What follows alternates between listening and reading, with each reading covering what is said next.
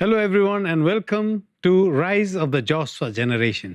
नमस्कार, आप सबको यहोशू पीढ़ी का उदय इस कार्यक्रम में स्वागत है। And we believe and pray that God has been speaking to you. हम विश्वास करते हैं और प्रार्थना करते हैं कि परमेश्वर आपसे बात कर रहे हैं। It's such a wonderful thing to be in God's presence. परमेश्वर की उपस्थिति में होना बड़े अद्भुत बात है। One person wrote a song. एक व्यक्ति ने ऐसे गीत लिखा, In Christ the solid rock I stand. मसीह वो मजबूत चट्टान, उसी पर हम स्थिर होते हैं। All other ground is a sinking sand. बाकी सब भूमि उन्हें डुबाने वाले एक बालू के समान है। Today's message is for the young generation of God's anointed ministers who are rising up. आज की संदेश उन सब जवान जो पीढ़ी परमेश्वर अपनी सेवा के लिए तैयार कर रहे हैं। And especially I want to stress on one point. खास रीति से एक बिंदु पर मैं एक महत्व देना चाहता हूं। So let's begin. आइए हम शुरुआत करें। 1 Samuel chapter 2 verse 8. पहला शामुएल उसकी दूसरा अध्याय 8 पद। Samuel is born शामुएल की जन्म हो चुका है and his mother is giving praise and thanks to the Lord. और उनके माँ परमेश्वर की प्रशंसा करती है और परमेश्वर को धन्यवाद देती हैं। She says, और वो कहती हैं, He raises up the poor from the dust. He lifts the needy from the ash heap to make them sit with princes and inherit a seat of honor. वो कंगाल को धूलि में से उठाता और दरिद्र को धुरे में से निकाल खड़ा करता है, ताकि उनको अधिपतियों के संग बिठाए और महिमा युक्त सिंहासन के अधिकारी बनाए। At this time, Eli is the high priest in Israel.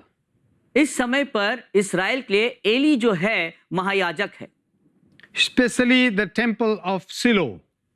खासकर जो सिलोह में जो मंदिर है उसके लिए। Now his sons had become very wicked. उसके बेटे लोग बहुत ही दुष्ट हो चुके हैं।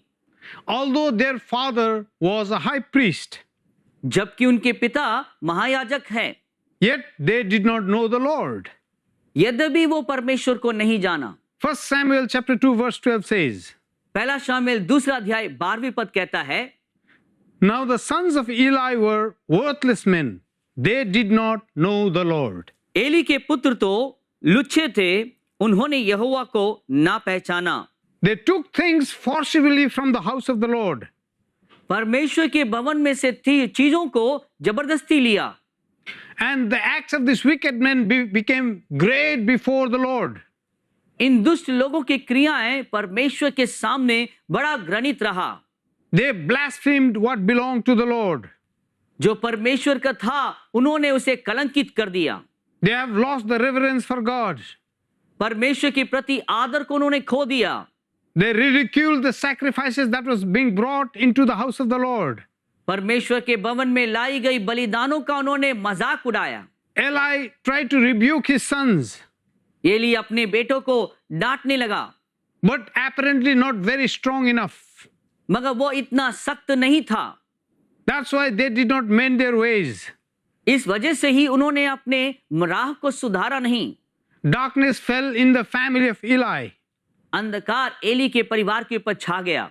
And there is this young man, Samuel, wearing a linen ephod and ministering before the Lord. यहाँ पर अभी जवान शामुएल परमेश्वर के सामने मलमल एफोद पहने हुए था। The Bible says that he grew up in the presence of the Lord. Bible बताता है वो परमेश्वर की उपस्थिति में बड़ा हुआ। So that's what is happening in Israel. यही काम इज़राइल में हो रहा था। Finally, one day there came a man of God.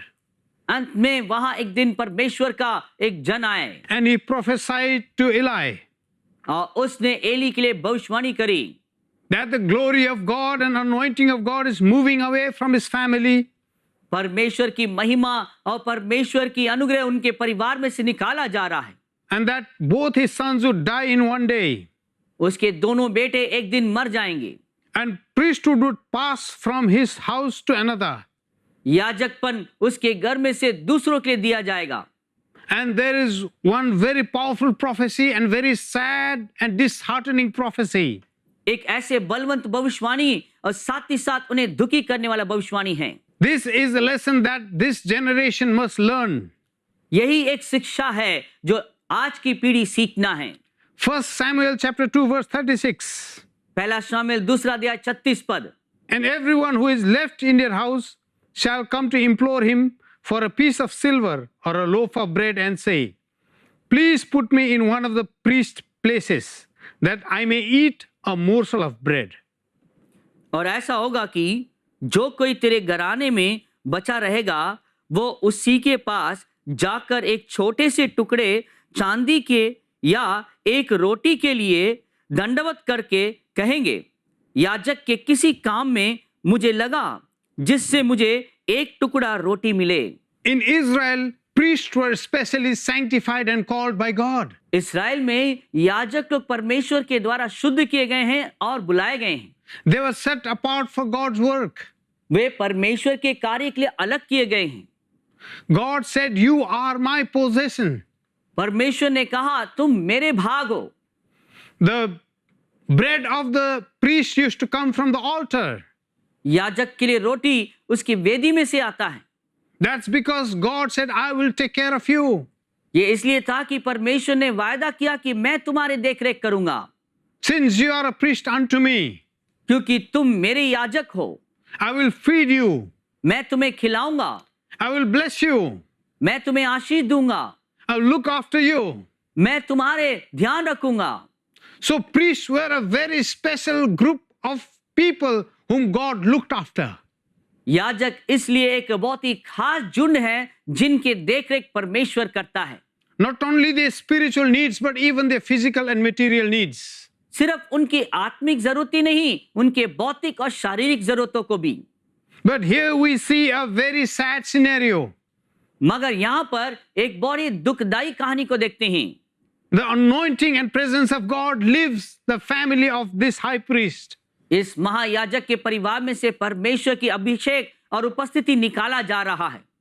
And his generation is going to beg for a loaf of bread. उसके आने वाले पीढ़ी रोटी के टुकड़े के लिए भीख मांगेंगे। The Bible says we are called to be priests in God's kingdom. Bible बताता है परमेश्वर ने हमें उनके राज्य के लिए याजक के रूप में बुलाया है। But when the anointing leaves a person, जब एक व्यक्ति से अभिषेक निकल जाता है, he has to beg for a piece of bread. उसे एक रोटी की टुकड़े के लिए भीख मांगना पड़ता है।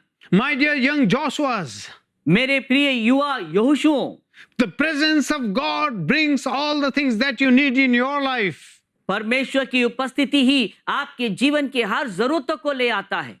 The presence of God fulfill all your needs. परमेश्वर की उपस्थिति आपकी सारे जरूरतों को पूरा करेगा। The presence of God takes care of you. परमेश्वर की उपस्थिति आपका ध्यान रखता है। If you continue to walk in your presence, जब आप लगातार उनकी उपस्थिति में चलने लग जाते हैं, God will never keep you deprived of all the things that He wants you to have.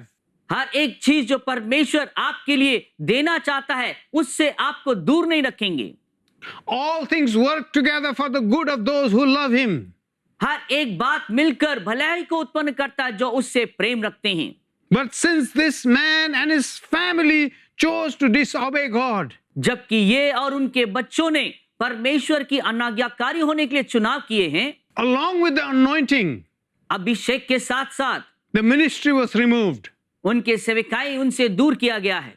Let me tell you in great humility, बड़े नम्रता के साथ मैं एक बात बताना चाहता हूं। when the anointing of God leaves a person, जब एक व्यक्ति से परमेश्वर की अभिषेक निकल जाता है, it not only deprives him of the spiritual blessing, वो सिर्फ आत्मिक आशीषों से उसे दूर नहीं कर देता है, but even for physical blessing he has to strive and fight. यहां तक कि शारीरिक आशीषों के लिए भी उसे संघर्ष करना पड़ता है, लड़ना पड़ जाता है। This is what we see happening in so many lives these days. इन दिनों में बहुतों के जीवन में ऐसे होते हुए देखने पाते हैं। When the anointing of God leaves a father's life, जब एक पिता की जिंदगी में से अभिषेक निकल जाता है, we see his children struggling. हम देखने पाते हैं उनके बच्चे संघर्ष करते हैं। When the anointing of God leaves a mother's life, जब परमेश्वर की अभिषेक एक माँ की जिंदगी से निकल जाता है, we see her children struggling. हम देखने पाते हैं उनके बच्चे संघर्ष करते हैं। And especially many ministers, sons and daughters. खास रीति से कई सेवकों के बेटे बेटियां, This is very painful.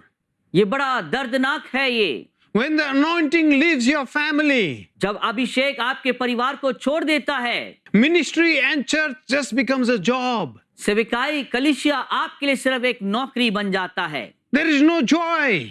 उसमें कोई आनंद नहीं है, There is no gratefulness. वहां कोई आभारी नहीं है, There is no contentment that comes from serving the Lord. परमेश्वर के सेवा करने के द्वारा जो तृप्त आता वो नहीं है। Church and ministry just becomes like earning a morsel of bread. कलीसिया और सेविकाई उनके लिए रोटी कमाने की कमाई बन जाता है। Ministry just becomes a place where you earn your livelihood.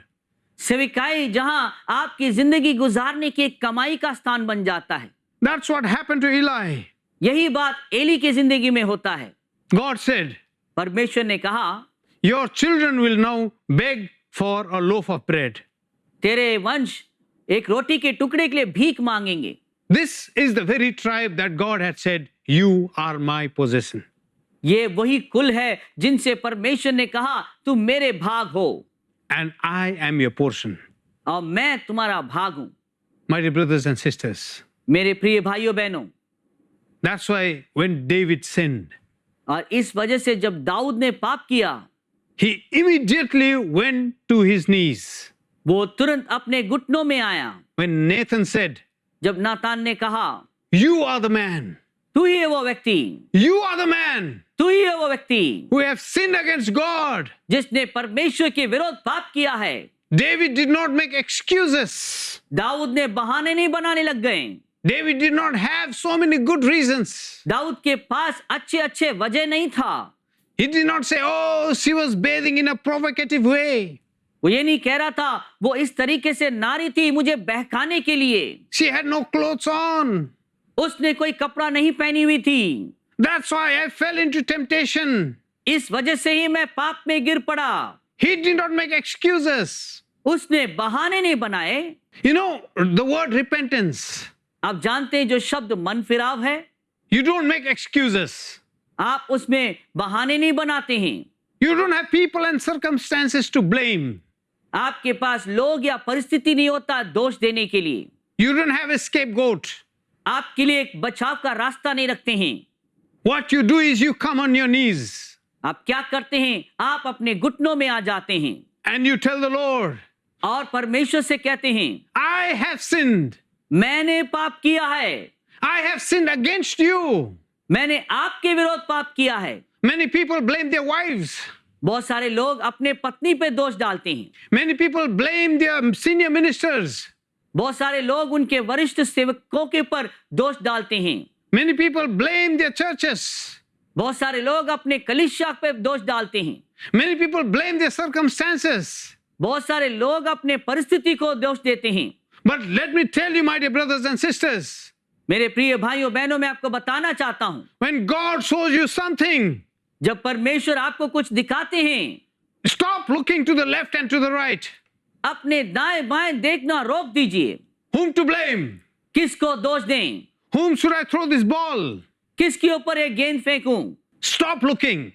देखना बंद करिए। Get down on your knees अपने घुटनों में आइए and just say, और कहिए, Lord, I have sinned against you प्रभु मैंने आपके विरोध पाप किया है, and only you.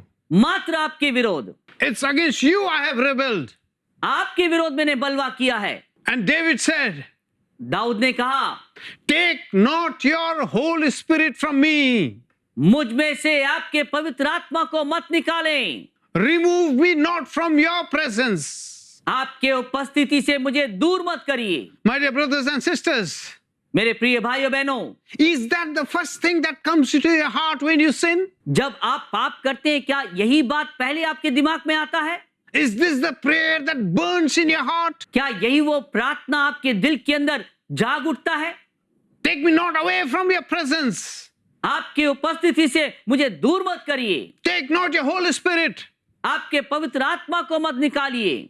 Are these the words that eats up your heart? क्या यही वो शब्द है जो आपको हृदय को खा जाता है? When you kneel down, जब आप घुटने लगाते हैं, is it what you're thinking about? क्या इसी विषय में विचार करते हैं? When you lie in your bed, जब आप बिस्तर में सोते हैं, is that the thing that grabs your attention? क्या यही बात आपके ध्यान को खींच लेता है? Does that fill your mind, heart, and soul? आपके मन, प्राण और आत्मा को क्या यही बात भर देता है? Or do you look for circumstances? या आप परिस्थितियों को देखते हैं? Or do you look for people? या लोगों को देखते हैं? Or do you look for other people to blame? या दूसरों को ढूंढते हैं उन पे दोष लगाने के लिए? My dear brothers and sisters, मेरे प्रिय भाइयों बहनों, it's a very dangerous thing when God's presence leaves you. जब परमेश्वर की उपस्थिति आपको छोड़ दे, वो बहुत ही खतरनाक परिस्थिति हो जाता है। When the Holy Spirit goes away from you, it's very dangerous. जब पवित्र आत्मा आपसे निकल जाता है, बहुत ही खतरनाक है ये। Just like we read in 2 Thessalonians, जैसे हमने दूसरा थिस्सलुनीकियों में पढ़ा था, there is someone restraining him. कोई ऐसा है जो उसे रोक रहा है, That's the spirit of Antichrist. और वो मसीह विरोधी की आत्मा है। Holy Spirit is restraining the appearance of Antichrist. पवित्र आत्मा मसीह विरोधी की प्रकट होने को रोक रहा है। So when you have the Holy Spirit in your life, इसलिए जब आपके अंदर पवित्र आत्मा हो, the Holy Spirit restrains the work of the Antichrist in your life. आपकी जिंदगी के अंदर मसीह विरोधी के काम को वो रोक देता है। He stops the Antichrist spirit from taking over you. मसीह विरोधी की आत्मा आपके ऊपर नियंत्रण लेने से वो उसे रद्द करता है। He stops the spirit of rebellion from taking over you. बलवा की आत्मा आप पे अपने नियंत्रण लेने के लिए उसे रोक देता है। He stops the spirit of lawlessness possessing you. अधर्म की आत्मा आपको जकड़ने से वो रोक देते हैं। That's the Holy Spirit. यही पवित्र आत्मा है। He is fighting on your behalf. आपके पक्ष वो लड़ते हैं। He is waging a war वो युद्ध कर रहे हैं against the enemies of the cross, क्रूस के उस विरोधी के विरोध में, against the enemies of your salvation, आपके उद्धार के विरोध में, जो शत्रु है उसके विरोध में, against the enemy of your destruction. आपके विनाश के उस आत्मा के विरोध में। Holy Spirit is fighting for you. पवित्र आत्मा आपके लिए लड़ रहे हैं। There is a restraining going on. एक ऐसा रोक जो चल रहा है। Don't make the hands of the Holy Spirit weak. पवित्र आत्मा के हाथ को कमजोर मत बना दीजिए। My dear brothers and sisters, मेरे प्रिय भाइयों बहनों, if you have sinned, अगर आपने पाप किया है, you have fallen short of glory, परमेश्वर की महिमा से अगर रहित हो गए हैं, you know you have wronged, आप जानते हैं कि आपने गलत किया है, you know you have done evil things, आप जानते हैं कि आपने बुरा किया है, and you know God is not happy with that, आप जानते हैं कि परमेश्वर उसमें प्रश्न नहीं है। I want you to get up from your place right now. मैं चाहता हूं कि आप अपने स्थान में से खड़े हो जाइए। Just kneel down right now. इसी वक्त घुटने लगाइए। Just fall flat on your face पूरी तरीके से मुंह के बल दंडवत करिए प्रभु के सामने and just tell him, और कहिए, remove me not from your presence अपने उपस्थिति से मुझे दूर मत करिए प्रभु, and take not the Holy Spirit from me. मुझ में से आपकी आत्मा को मत निकालिए। My dear brothers and sisters, मेरे प्रिय भाइयों बहनों, that's why Eli failed to do. यही काम एली करने से चूक जाता है। That's why he had the mantle removed from his family. इस वजह से वो चद्दर उसके परिवार में से निकाला गया है। That's why he had the priesthood shifted from his family. इस वजह से ही वो याजकपन उसके परिवार में से निकाला गया। That's why he had the light shifted from his family. इस वजह से ही उसके परिवार में से रोशनी हटा दिया गया। I see many fathers in the family right now. मैं कई परिवारों के पिता को मैं देख पा रहा हूं। Many things that you have done in your life were wrong. बहुत से ऐसे काम आपने जीवन में जो किया है वो गलत है, And your family knows it. आपके परिवार उसे जानता है, Your wife has seen it. आपके पत्नी ने उसे देखा है, Your children have seen it. आपके बच्चों ने उसे देखा है, Although they did not talk much. जबकि उस विषय में उन्होंने ज्यादा बात नहीं किया है, Because you are the head of the family. क्योंकि आप उस परिवार के मुखिया हैं। But deep down in their heart, मगर आपके दिल की गहराई में they know you are wrong. वो जानते हैं कि आप गलत हैं। They know you have acquired so many things wrongfully. वो जानते हैं कि बहुत से ऐसे चीज आपने गलत तरीके से हासिल किए हैं। They know that you have things in your home that does not belong to you. वे जानते जो चीजें आपके घर में हैं वो आपका नहीं है। My dear daddies, मेरे प्रिय पिता लोगों, I want to tell you humbly this morning, नम्र तरीके से आज के सवेरे में कहना चाहता हूं, God is showing you the things that you did wrong. परमेश्वर जो आपने गलत किया उसे दिखा रहे हैं। Don't say nothing has happened. आप ऐसे मत कुछ बोलिए कि हुआ ही नहीं कुछ, My life is going on. मेरी जिंदगी तो चल रहा है, Oh, it's all okay. सब तो ठीक ही है। No, my dear brothers. नहीं मेरे प्रिय भाइयों, No.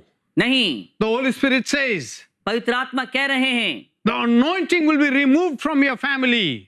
वो अभिषेक तेरे परिवार में से निकाल दिया जाएगा। The mantle will be removed from your family. वो चद्दर तेरे परिवार में से निकाला जाएगा। The priesthood will pass on to someone else. वो याजकपन किसी और के लिए दिया जाएगा। Your children will suffer. आपके बच्चे दुख उठाएंगे, And the generation that is coming will suffer. आने वाले पीढ़ी भी दुख उठाएंगे। My dear fathers, मेरे प्रिय पिता लोगों, let me tell you, मैं बताना चाहता हूं, go to your knees अपने घुटनों में जाइए and just pray this prayer. और इस प्रार्थना को करिए, Take not your Holy Spirit from me. मुझ में से आपके पवित्र आत्मा को मत निकालिए, Remove me not from your presence. आपकी उपस्थिति से मुझे दूर मत करिए। That's an honest prayer. एक सच्ची प्रार्थना है ये। Go to your knees अपने घुटनों में जाइए, and tell God your heart, अपने हृदय से प्रभु को कहिए, so that the menorah will not be removed from your family, जिससे कि परमेश्वर की महिमा आपके परिवार में से ना निकलने पाए, so that your family will not have to grope in the dark. जिससे कि आपके परिवार अंधकार में खोने ना पाए। Heavenly Father, I thank you. स्वर्गीय पिता, मैं आपको धन्यवाद देता हूँ, I thank you for this time. इस समय के लिए आपको धन्यवाद देता हूँ, I thank you for your grace. आपके अनुग्रह के लिए मैं धन्यवाद देता हूँ। It's because of your grace that the Holy Spirit is speaking in our lives. ये आपके अनुग्रह की वजह ही पवित्र आत्मा हमारे जीवन में बात कर रहे हैं। It's because of your grace that this season has come back in our life. ये आपके अनुग्रह ही है जो आपकी ऋतु हमारे जीवन में वापस आया है। I pray for your sons and daughters आपके बेटे बेटियों के लिए मैं प्रार्थना करता हूँ, who are crying out with a repentant heart. मन फिराव के हृदय के साथ जो आपको पुकार रहे हैं। Lord, I pray, प्रभु मैं प्रार्थना करता हूँ, let not the anointing be removed from their lives. आपके अभिषेक उनके जीवन में से दूर ना किया जाए। Let not the light turn into darkness. उनकी ज्योति अंधकार में ना बदल जाए। Let not the mantle be taken away from their lives. उनके जीवन में से आपके चद्दर दूर ना किया जाए। Father, I pray, पिता मैं प्रार्थना करता हूँ, lead your people into the path of righteousness. धार्मिकता के मार्ग में प्रभु अपने लोगों को चलाइए। Lead your people back into light. वापस उन्हें ज्योति में ले आइए प्रभु। Your sons and daughters, Father, आपके बेटे बेटियां पिता, hear their prayers उनके प्रार्थना को सुनिए and heal them. और उन्हें चंगाई दीजिए, And heal them. और उन्हें चंगाई दीजिए। Bring them back to you, Father, आपके पास वापस ले आइए प्रभु, so that nothing will be stolen from their lives, ताकि कोई भी वस्तु उनके जीवन में से चुरा ना जाए, so that they will be strong in you. ताकि वे आप में मजबूत होने पाए। Thank you, Father. धन्यवाद पिता, Thank you for your presence. आपकी उपस्थिति के लिए धन्यवाद, Thank you for your love.